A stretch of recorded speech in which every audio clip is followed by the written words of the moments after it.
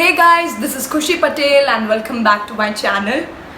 Today on the occasion of Ganesh Chaturthi, I thought of showing you guys how we celebrate Ganesh Chaturthi at our home. So this is a small setup of Ganpati Puja. As you can see, there's an idol of Ganesha. This is the prasad. ये आरती की थाली है. This is known as Durva grass. You might have seen this in temple, as it is believed that Lord Ganesha once swallowed a demon which caused lot of heat in his stomach. So this grass was used to pacify the heat, and this is why we offer Durva grass to Lord Ganesha. So now let me enlighten you guys with some facts about Vinayaka. Lord Ganesha has huge elephant head, which means think big and always use your intellect to the fullest.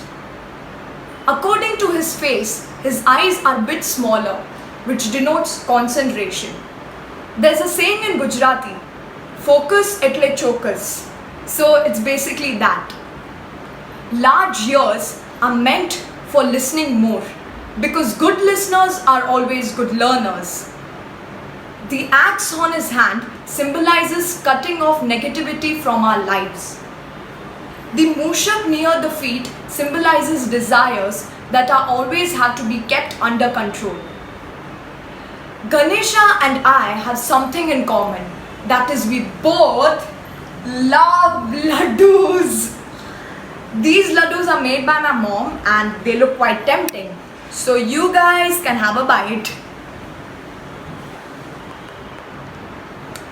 So that's it for today guys. I hope you enjoyed my video. May Lord Ganesha give you lots and lots of sweetness and blessings. So Ganpati Bappa Moria.